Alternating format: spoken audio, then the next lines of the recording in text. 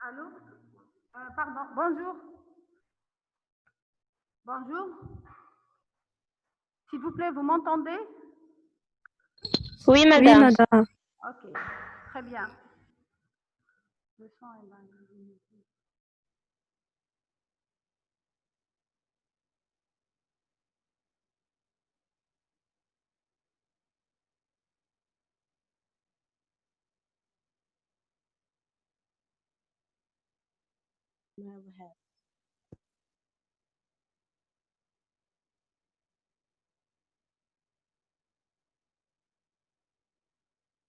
Levez la main, je vais parler.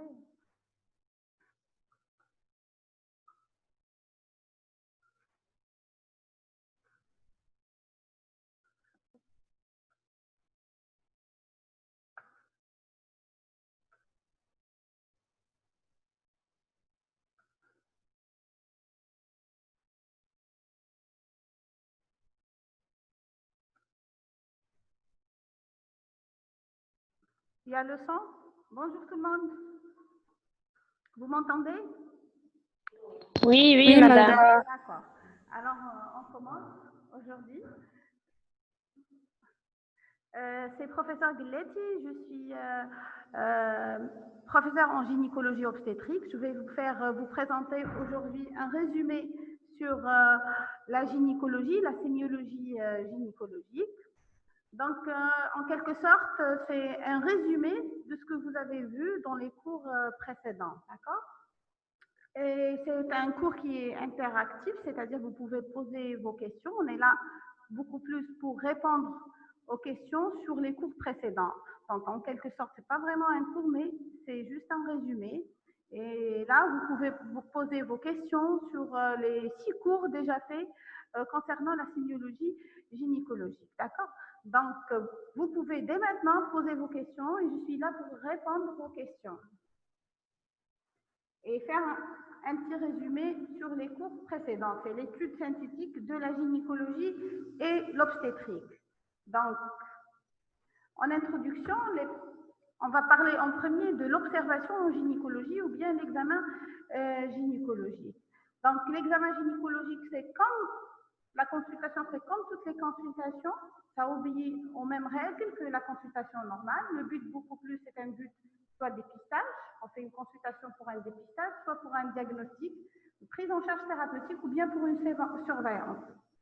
Donc, l'examen gynécologique, il a certaines particularités parce qu'on touche à la vie et à l'intimité de la femme. Donc, il faut certaines règles à respecter.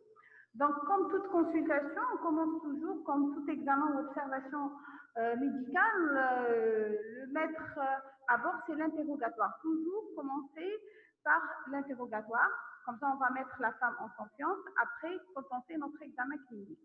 Alors, il faut savoir qu'il y a l'examen gynécologique, il y a l'examen obstétrical. Ce n'est pas la même chose. Donc, vous avez déjà vu ça, je pense. Donc, l'examen gynécologique, l'examen obstétrical, ça concerne la femme enceinte, en début de grossesse ou bien en fin de grossesse, à tout moment de grossesse. Et l'examen gynécologique, il est plus orienté vers la femme qui n'est pas enceinte. Donc, ça concerne la sphère gynécologique, les organes génitaux externes, les organes génitaux internes et aussi l'examen sénologique. Vous m'entendez? Oui. On peut continuer? Oui, madame. Il n'y a pas de questions jusqu'à maintenant? Parce qu'en quelque sorte, on est en train de refaire les cours précédents, d'accord? Donc, si vous avez des questions, c'est le moment de les poser. Alors, pour l'interrogatoire, donc il va préciser le motif de consultation, pourquoi la femme vient consulter, quel est le motif de sa consultation. Deuxièmement, on va préciser les antécédents et après, c'est les signes fonctionnels. Donc, on va rechercher ces signes fonctionnels. Pour l'interrogatoire. Alors, il y a une question pour l'examen obstétrical. On me pose une question. Est-ce que cet examen obstétrical n'intéresse pas la femme enceinte? Au contraire, on parle d'examen obstétrical, d'obstétrique, lorsqu'on a affaire à une femme enceinte. Donc, examen obstétrical, ça concerne la femme enceinte. L'examen gynécologique, c'est la femme qui n'est pas enceinte. Donc ça, c'est pour répondre à une question qui a été posée. Donc, revenons à notre interrogatoire. Donc, vous avez déjà vu ça dans les 2 premiers cours. Donc, l'interrogatoire, il va préciser le motif de consultation. On a beaucoup de motifs de consultation. Soit la femme, elle vient consulter pour faire un examen systématique de dépistage, par exemple le dépistage du cancer du col, le dépistage du cancer du sein, ou bien pour avoir une contraception, elle vient consulter pour demander une contraception, qui est pour ne pas avoir une grossesse, ou bien elle vient pour un suivi, elle a un problème gynécologique tel qu'un kyste, un fibrome, elle vient pour son éventuel suivi et surveillance.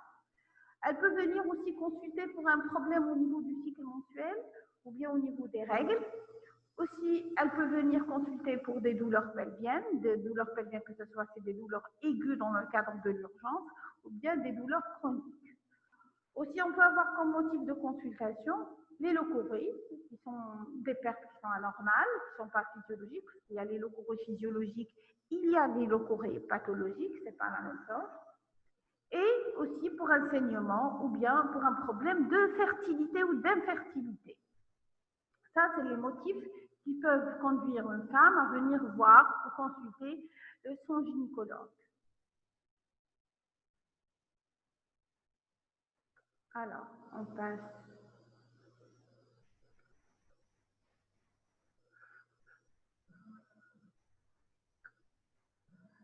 Ça, c'est le motif de constat. Après, à l'interrogatoire, il faut préciser toujours l'état civil. L'état civil, alors l'état civil, c'est-à-dire l'âge de la patiente.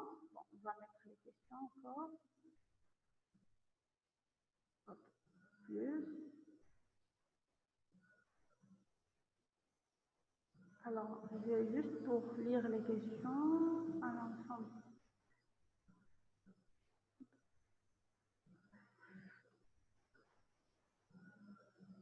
On va réduire un peu.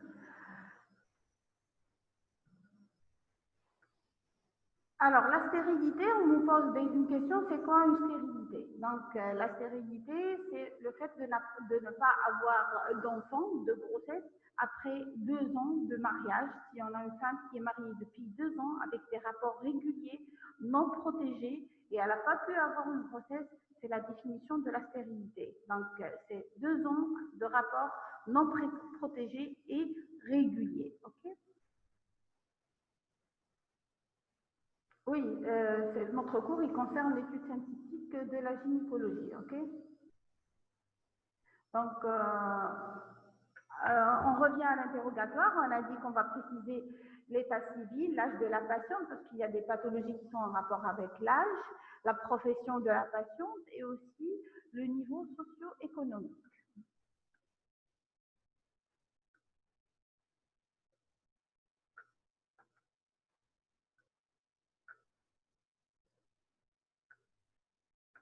Dans les antécédents aussi, donc vaut mieux faire les questions en même temps parce que c'est pas un cours, c'est juste un résumé pour les autres cours. Donc c'est le moment de poser des questions. On ne peut pas laisser à la fin les questions parce que là, c'est maintenant, vous avez déjà vu ça, vous avez déjà fait l'examen gynécologique, vous avez fait l'examen obstétrical, vous avez fait la grossesse normale.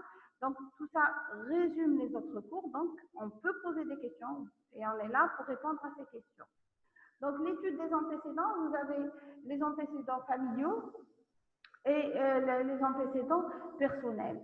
Donc, pour les antécédents familiaux, donc s'il y a une histoire de diabète, d'hypertension artérielle, d'obésité, un cancer gynécologique tel que le cancer du sein, des maladies familiales héréditaires, donc, donc tout ce qui est possible qu'il soit transmissible, d'accord? Pour les antécédents personnels, donc les antécédents personnels, c'est comme toute observation médicale, on commence toujours par les antécédents personnels, physiologiques et puis pathologiques. Dans les pathologiques, on a les antécédents médicaux et on a les antécédents chirurgicaux. Alors, pour les antécédents personnels médicaux, on va demander à la femme si elle a une pathologie médicale, cardiaque, d'hypertension, de diabète, s'il y a eu une infection quelconque.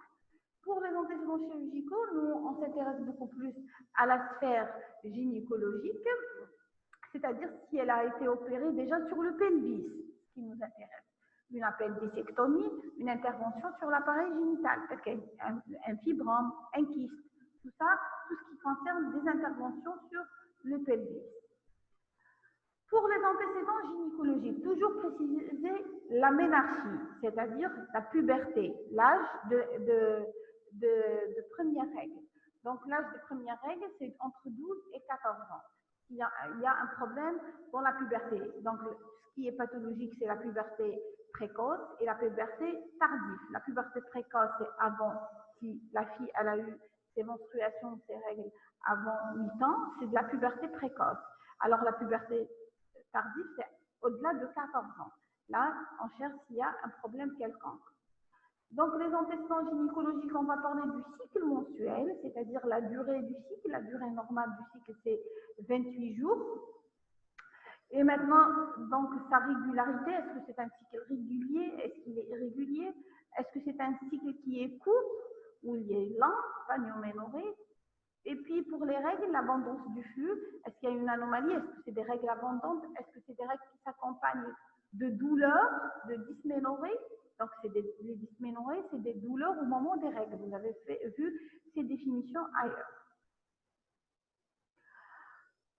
Alors, pour la question qui a été posée sur les signes et fonctions, sur les métrorragies, c'est quoi des métrorragies? C'est quoi des ménorragies? Les métrorragies, c'est des saignements qui surviennent en dehors des règles, qui n'ont pas de lien avec les règles. Les ménorragies, c'est des règles c'est des saignements qui sont en rapport avec les règles, c'est des règles qui sont abondantes dans leur durée et dans leur quantité. Donc la durée, la quantité, on parle de ménorragie. Alors concernant une question posée sur la fièvre, une fièvre pendant la grossesse, là on sort un peu de l'examen gynécologique. La fièvre au moment de la grossesse, est-ce qu'il s'agit d'une mystériose? Oui. Si on a une femme enceinte qui a de la fièvre et on ne trouve pas de foyer, c'est-à-dire elle n'a pas une angine, elle n'a pas une infection urinaire, il n'y a pas de foyer pour expliquer cette fièvre, on va dire qu'il s'agit d'une mystériose. Donc c'est une infection bactérienne due à une bactérie qui est l'Listeria, qui est une infection fréquente. On parle d'infection d'une bactérie qui vit dans les réfrigérateurs. Donc il faut traiter la femme, mais c'est très facile, on traite juste par des bêta-lactamines. Donc, toute femme enceinte qui a de la fièvre et on ne trouve pas de foyer, il faut considérer que c'est une listériose et la traiter de telle. D'accord? Une autre question qui a été posée sur les salpingites, c'est quoi une salpingite? Alors, les salpingites, c'est une infection au niveau des trompes. Parce qu'on a l'appareil génital, il est constitué d'utérus, et l'utérus, c'est des trompes. Lorsqu'on a une infection au niveau des trompes, on parle de salpingite. Alors, c'est quoi une question sur le syndrome intermenstruel? C'est quoi le syndrome intermenstruel? Comme le nom le dit, intermenstruel, c'est le 14e jour du cycle. Lorsqu'on a un saignement de faible abondance au milieu du cycle, à J14 du cycle, on parle de syndrome intermenstruel. Et là, il y a un problème sûrement hormonal.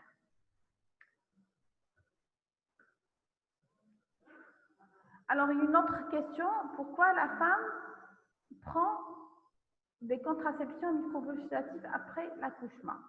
Pourquoi les microprogestatifs? On sait que les oestrogènes, donc il y a différents types de pilules. On a dans une pilule, il y a les oestrogènes, une pilule ostroprogestative, il y a de l'oestrogène, il y a de la progestérone. On sait bien que les oestrogènes, ils sont pas bien, ils sont néfastes après l'accouchement. Pourquoi? Parce qu'il y a le risque d'hypertension, il y a le risque d'augmentation de la coagulabilité sanguine.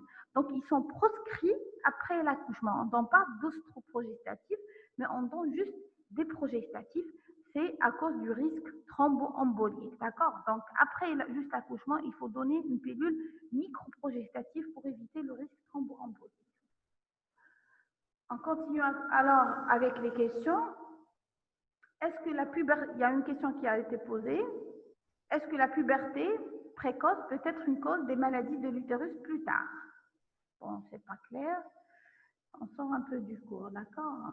Donc, pour la puberté précoce, c'est avant l'âge de 8 ans. Il y a plusieurs causes de la puberté précoce, notamment des causes organiques, des cancers. Et là, il faut toujours rechercher l'étiologie. Donc, on a une autre question sur les leucorrhées. La différence entre leucorrhée physiologique et leucorrhée pathologique. Donc, j'ai dit que le leucorrhée, c'est des pertes des sécrétions vaginales qui peuvent être physiologiques, c'est les leucorrhées physiologiques. Quand c'est physiologique, c'est des sécrétions qui n'ont pas d'odeur, qui ne sont pas trop abondantes et qui sont de couleur claire. Et ça varie la couleur en fonction du cycle. Donc, au début du cycle, c'est des sécrétions qui sont fluides. Et après J14, après la deuxième phase du cycle, ces sécrétions deviennent plus épaisses et c'est physiologique. Par contre, les leucorrhées pathologiques, c'est en rapport avec une infection. Donc, c'est des leucorrhées qui sont pas normales. On continue notre résumé. On a parlé du cycle, on a parlé de la contraception. Il y a différents types de contraceptifs. Donc, il y a la contraception hormonale, c'est la pilule qu'on connaît tous. Il y a la contraception locale, c'est les préservatifs. Il y a le dispositif intra-utérin. Il y a l'implantat. Donc, il faut toujours préciser la durée de contraception. Cette femme, elle prend une contraception depuis quand? Est-ce qu'il y a des signes d'intolérance ou des effets indésirables? Et aussi poser des questions sur l'observance thérapeutique. Après la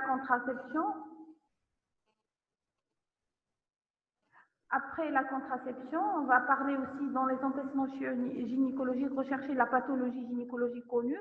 Est-ce que c'est une femme qui est connue pour un fibrome? Elle a déjà un fibrome, elle a un kyste ovarien, elle a de l'endométriose. Alors, concernant l'endométriose, c'est quoi l'endométriose? C'est de l'endomètre, des cellules endométriales qui se localisent en dehors de l'utérus, le plus souvent au niveau du cul-de-sac de Douglas postérieur. Donc, est-ce que c'est une femme? On va lui poser des questions aussi.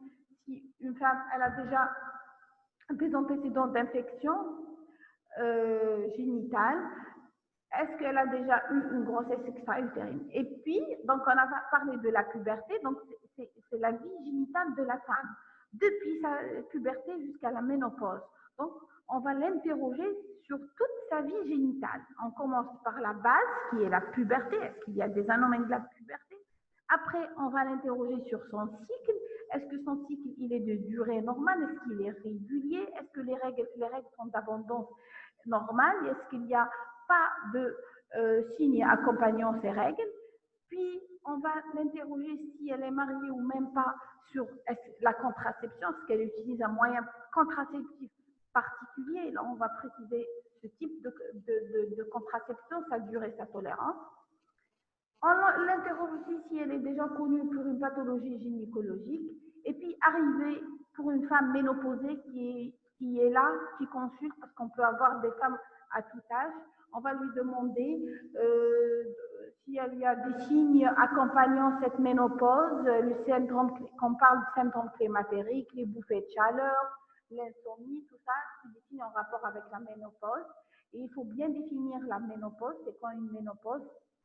La ménopause, c'est l'absence de menstruation depuis plus d'une année. Donc, c'est une femme qui n'a pas ses menstruations, ses règles depuis plus d'une année et qui a plus de 50 ans. Donc, l'âge de la ménopause, en général, c'est à partir de 48 ans. Donc, une femme qui a 50 ans, qui n'a pas eu ses règles pendant plus d'une année, on parle d'une femme ménopausée. Donc, et après, on finit notre interrogatoire sur les antécédents gynécologiques en précisant s'il y a eu des examens déjà réalisés, tels qu'un frottis cervico-utérin. Il y avait une question sur le frottis cervico-utérin. Donc, c'est quoi le frottis cervico-utérin? Vous avez déjà fait ça. C'est un frottis de dépistage. Il est obligatoire chez toute femme qui a une activité sexuelle, c'est-à-dire une femme qui est mariée ou elle a une activité sexuelle. On doit faire un frottis dès un an après le premier rapport sexuel. Donc, c'est quoi ce frottis? On va juste prélever à l'aide d'une spatule ou bien d'un coton-tige. C'est une broche, une longue broche. On va prélever les cellules des squamées qui se trouvent dans le vagin ou bien au niveau du col. Puis, ces cellules vont être étalées sur une lame, vont être analysées, observées sur microscope pour rechercher s'il y a anomalie au niveau de ces cellules. Donc, c'est quoi ces anomalies au niveau des cellules? C'est-à-dire rechercher des cellules précancéreuses qui vont évoluer vers le cancer. C'est ça le dépistage par frottis cervico-utérin. Et aussi, on a le dépistage pour le cancer du sein, c'est la mammographie à partir de 50 ans. Et avant 50 ans, s'il y a des antécédents de cancer du sein dans la famille.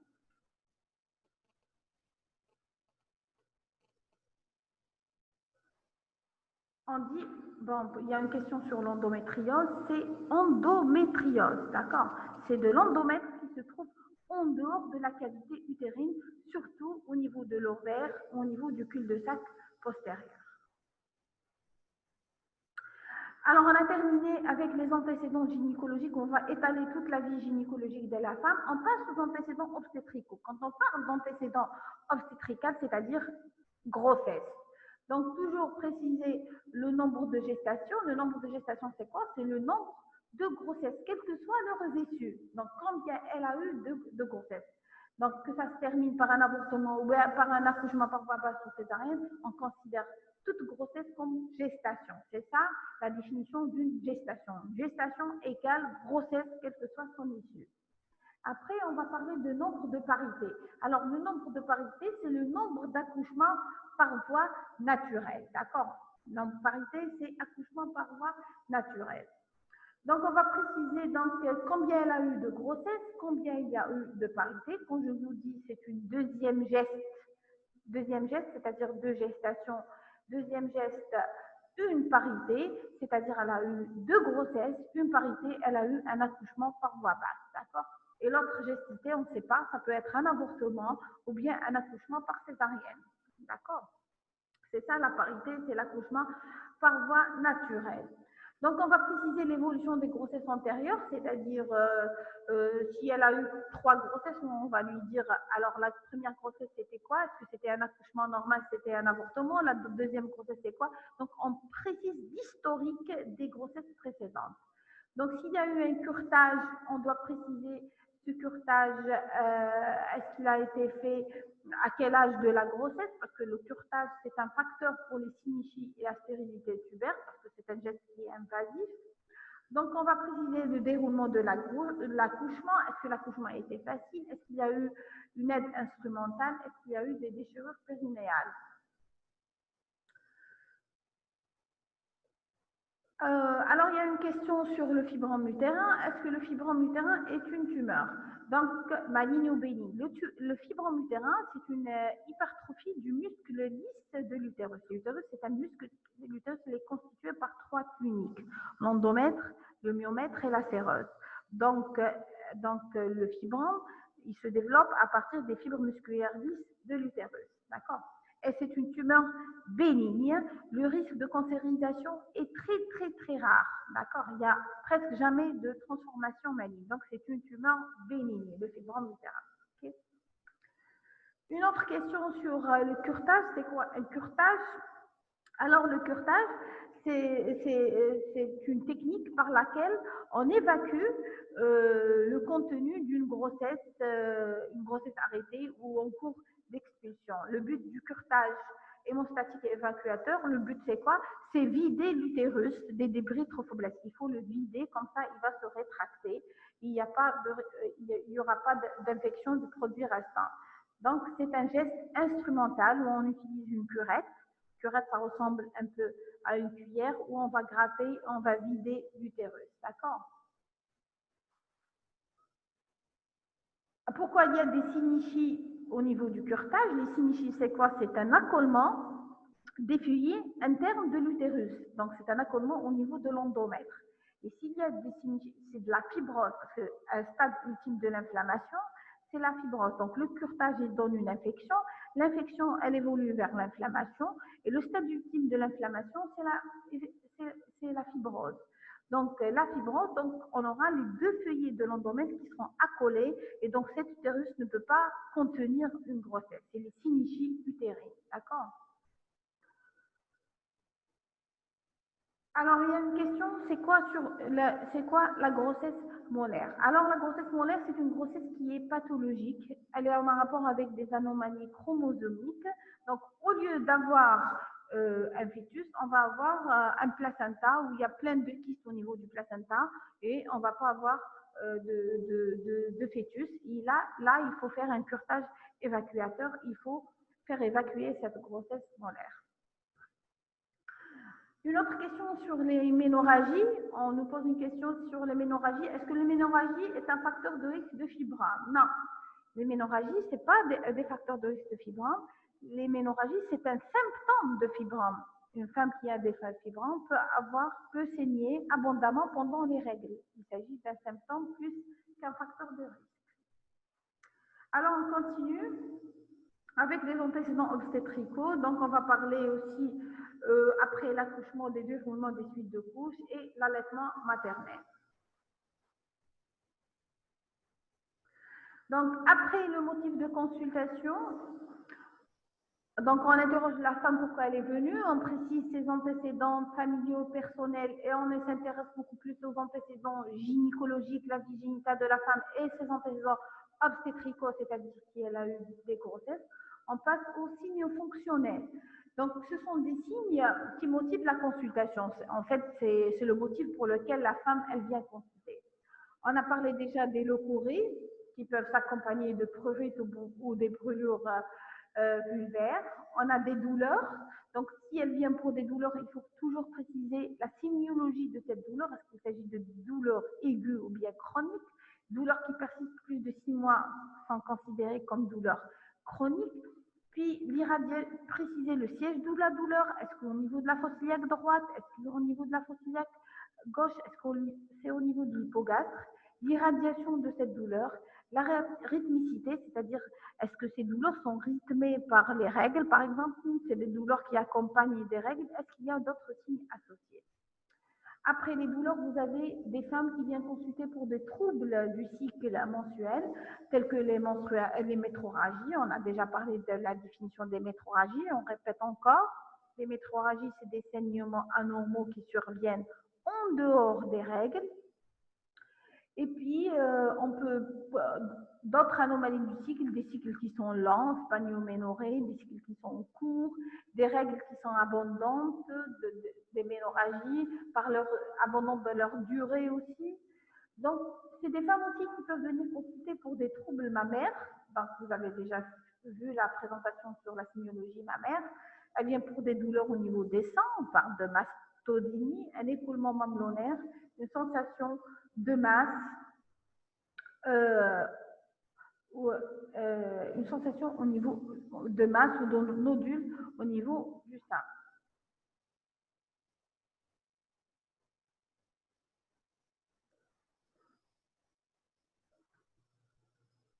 Alors, il y a une question qui a été posée encore sur les métrorragies. Alors, comment différencier l'hémorragie des règles? Donc, on a dit que les ménorragies, c'est une anomalie des règles, c'est-à-dire c'est des règles qui sont abondantes.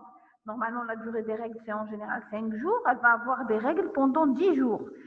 Elle va utiliser beaucoup de serviettes hygiéniques. Donc, c'est ça, on va quantifier ces règles. Donc, avec un retentissement, avec de la pâleur, avec de l'anémie.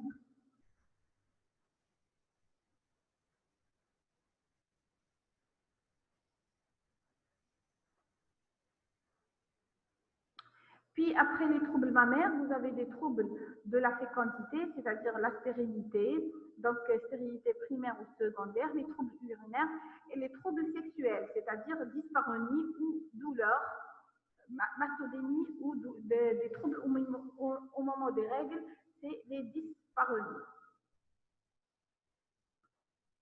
Alors, après, on passe à l'examen gynécologique proprement dit.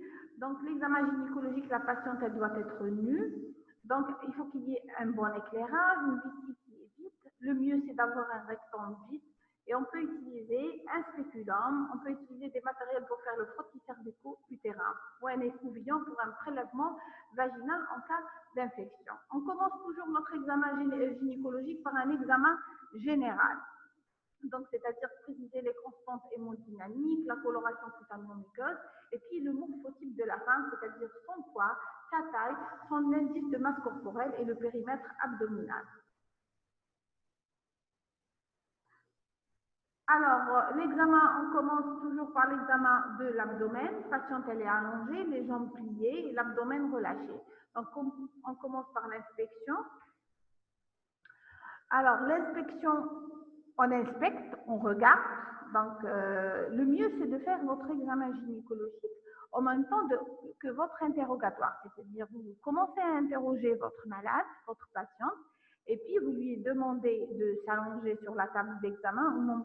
En même temps, vous continuez votre interrogatoire. Comme ça, vous allez la mettre en confiance, Alors, l'inspection, donc, on inspecte le pelvis, l'abdomen, c'est-à-dire on recherche une cicatrice, une voussure ou une masse qu'on voit, une circulation veineuse collatérale, un nodule.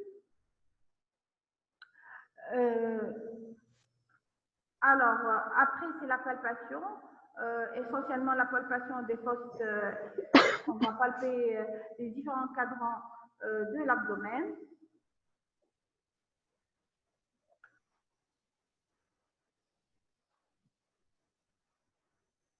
Donc, après, c'est la palpation.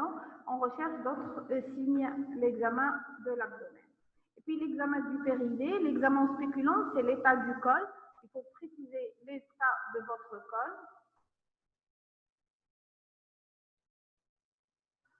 Est-ce que c'est un col normal? Donc, grâce au spéculant, on peut inspecter le vagin, on inspecte aussi le col utérin. Donc, s'il y a une anomalie au niveau du vagin, c'est-à-dire une infection, une tumeur, de l'endométriose, au niveau du col utérin, l'aspect de la glaire, on va apprécier s'il existe des saignements, des pertes anormales, est-ce qu'il y a une masse visible, un polype, un cancer du col. Aussi, au l'examen de spéculant, on peut réaliser des frottis cervico-utérins. On termine après l'examen spéculant, on fait notre toucher vaginal, combiné toujours au palpé abdominal.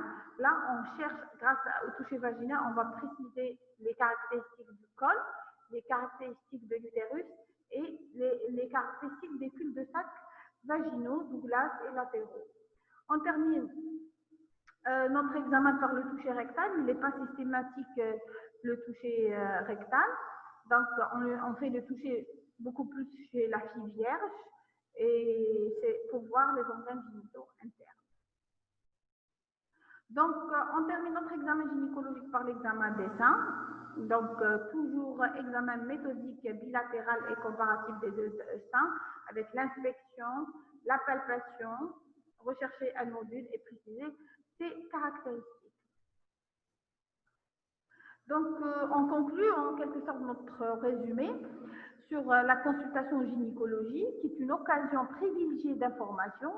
Il est regrettable de brûler les étapes. Le médecin choisit la solution de facilité exigée. Donc, il ne faut pas toujours aller directement vers les explorations et demander d'autres examens. Alors, grâce à un interrogatoire bien conduit, un examen qui est méthodique, on peut avoir un diagnostic sans passer aux autres explorations. Donc, il faut laisser les explorations là quand on cherche quelque chose de particulier. Donc, c'est important de suivre votre consultation de façon méthodique en commençant toujours par un interrogatoire précis et par un examen qui est bien conduit. Après, on va voir si c'est nécessaire de demander d'autres examens complémentaires pour poser le diagnostic.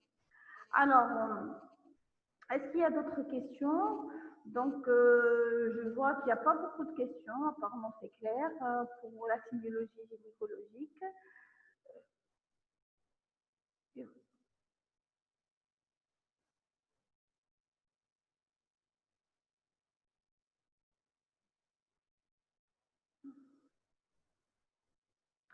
D'accord.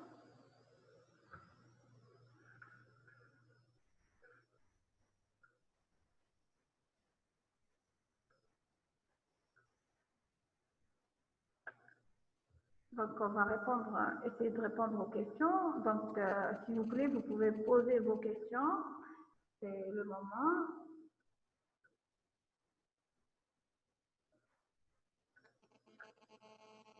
Alors, on nous pose une question sur les mastodénies. C'est quoi une mastodénie? Les mastodénies, c'est des douleurs au niveau des seins.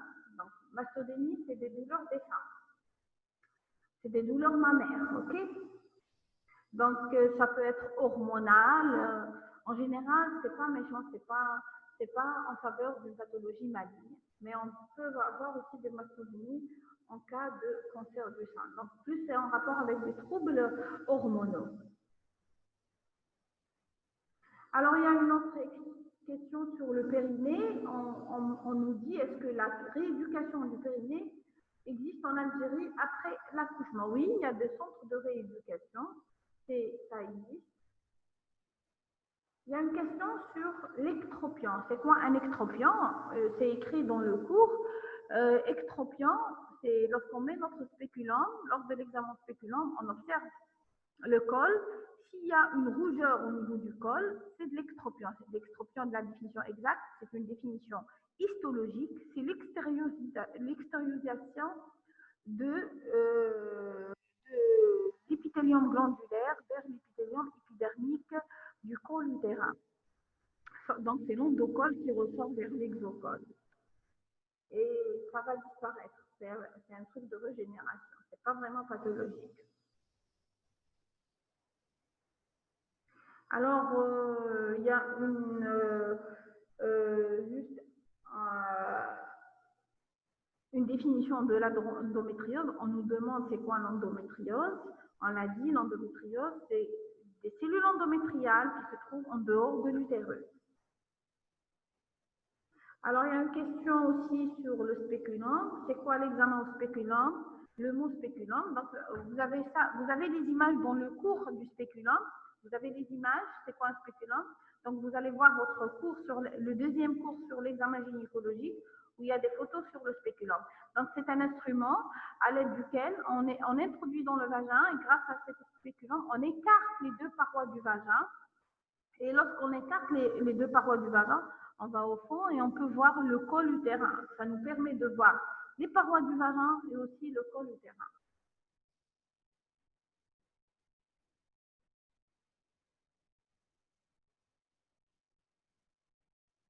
Alors, il y a une autre question sur le syndrome de McBurney. C'est quoi le McBurney? Donc, c'est un signe qui est plus en faveur d'une appendicite. Donc, c'est une défense au niveau de la fosse iliaque droite. C'est-à-dire, on appuie, on exerce une pression sur la fosse iliaque droite à l'aide de la main et on relâche rapidement. Et ça donne des douleurs, c'est en faveur d'une appendicite. Une autre question sur l'âge de la grossesse, c'est quoi âge de grossesse? C'est-à-dire combien la femme a le terme de la grossesse, c'est-à-dire elle est au 7e mois, 8e mois, 9e mois de la grossesse. C'est l'âge de la grossesse. Comment on calcule l'âge de la grossesse?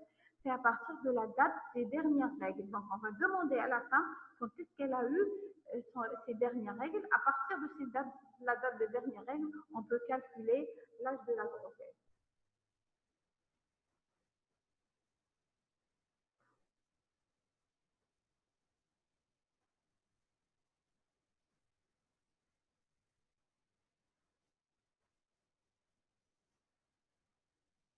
Donc, il y a une autre question sur le kyste ovarien.